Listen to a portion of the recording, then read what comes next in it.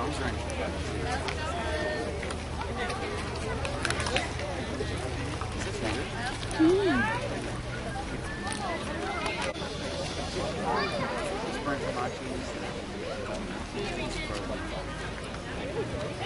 What's this got there?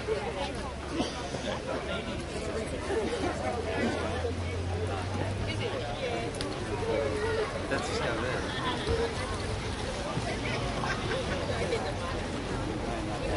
Which one do you use? Let's do this.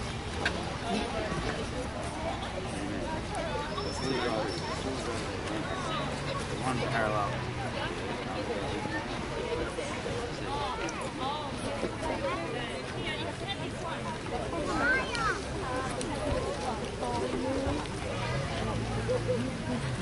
What a cute photo.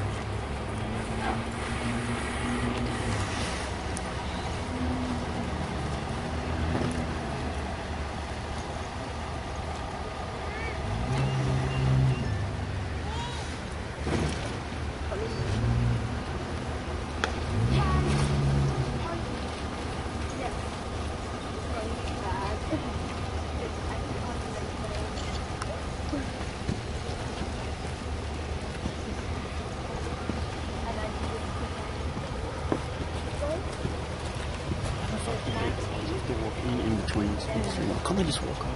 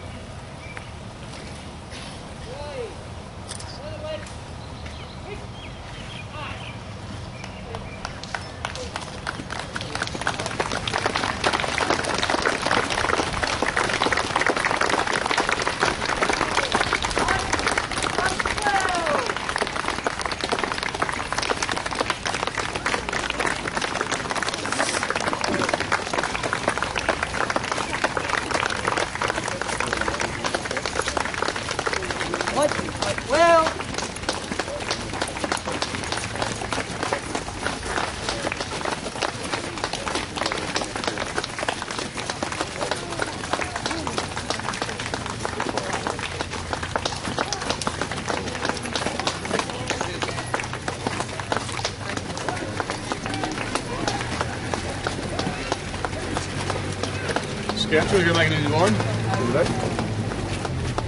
Where are we going?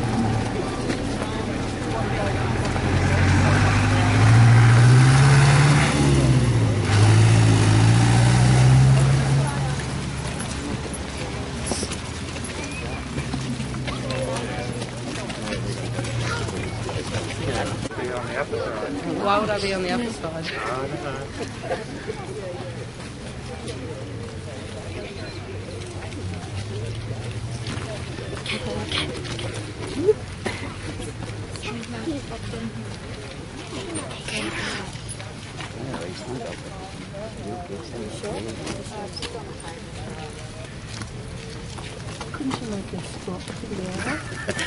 Welcome to the 2010 Anzac Day service.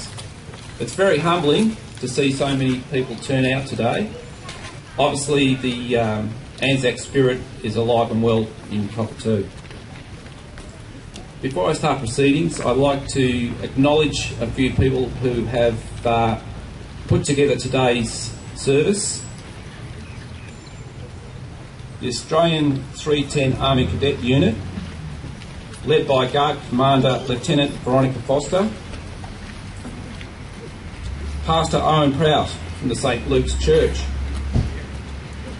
Geraldine and members of the Cockatoo Primary School Choir, the first Cockatoo Scouts and Cubs, the Cockatoo Guides, Steve Cameron for putting together the audio, members of the Cockatoo Fire Brigade, and all those volunteers who have helped organise today and get the Cockatoo RSL building together. I'd now like to take the opportunity to introduce you to the new Cockatoo RSL Committee. It's led by the President, Seaman Martin Burt, who served with the Royal Australian Navy.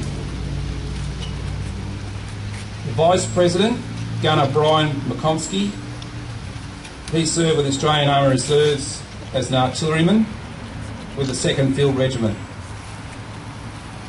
The Treasurer, Corporal Julie Rogers, who served with 22 Construction Regiment Royal Australian Engineers from 1979 to 1989.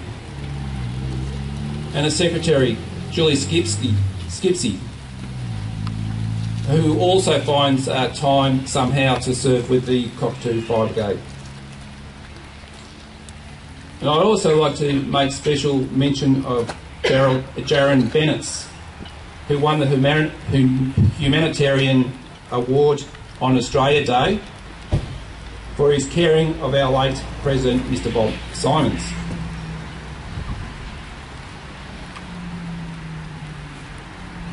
We meet here today not to celebrate battle or glorify war, but to remember those who have served our country during conflict and crises. We remember too those who served on the home front, supplying material and morale strength to our fighting forces, for theirs was no less a service to Australia. Anzac Day is more than a national holiday, but rather a fundamental Australian tradition. Wherever Australians or New Zealanders are found, it's likely that on Anzac Day, a service of some description is taking place.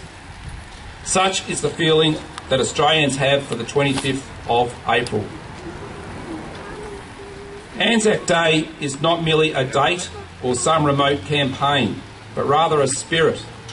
It is a time to reflect on the past generations of Australians who, in hardship, displayed courage, discipline, self-reliance, self-sacrifice, resourcefulness and friendship. Even as the numbers of ex-servicemen and women grow smaller, the spirit of Anzac Day, which was bequeathed to us all from battlefields long ago, will live on, because it is a reflection of the very heart of our nation. Every nation remembers some past event, some battle, or some defining moment of history. Our defining moment came in 1915 at Gallipoli, a campaign which, if not an outright defeat, was certainly not a success. History shows that for a peace-loving people, we have been a formidable adversary when stirred to action, and also remarkably successful at the business of war. On every occasion when Australians have been called upon to protect freedom, They have done so generously, effectively and efficiently. Gallipoli was not the first occasion on which Australians had served overseas. In 1885, New South Wales sent a contingent to the Sudan War, and as the 20th century dawned, Australian contingents also served in the Boer. Although Australians died in all of these wars, none had the international or domestic impact of the Gallipoli campaign. The young men of Gallipoli were the first Anzacs, ordinary young Australians doing their best in a campaign of intense ferocity. Their casualties were horrendous. Nearly 8,000 Australians were killed and 78,000 wounded at Gallipoli. And to what end? The campaign was a failure. And yet, of all the battlefields on which Australians died, it is the disastrous Gallipoli campaign that has come to symbolise the Australian soldiers' courage, determination, fighting prowess, humour and mateship. The essence of Gallipoli was that in the face of adversity and potential defeat, the Australian spirit triumphed. This nation was an unknown element at Federation, a fledgling country of huge spaces and sparse population.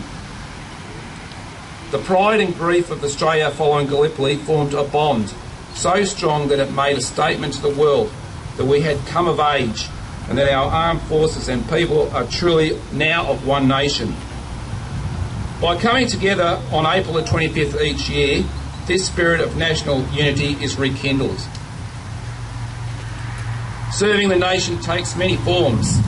The soldiers of campaigns including Gallipoli, Alamein, Long Tan and today in Bougainville, East Timor, Iraq and Afghanistan could only achieve what they did because of the families and people of Australia. This too is part of the Anzac spirit, and the dedication of those who support our servicemen must also be remembered. Australia today is still a young country, but much has changed from that land which the original Anzac sailed. It, however, remains a country in which we are free to choose our future and establish our place in the world. Anzac Day reminds us that wars are to be avoided, but when necessary, we must stand up for our values. It requires us to reflect on the past with pride, but also to look ahead and build on the achievements of our predecessors. By displaying the characteristics of the Anzac spirit, comradeship, unselfishness, courage, tenacity of spirit, we can enrich the Australian tradition. The Anzac spirit exists in each one of us, so therefore, let us be guided by the Anzac spirit in facing the national and personal challenges ahead, and let us strive to be worthy of the memory of those we honour on Anzac Day.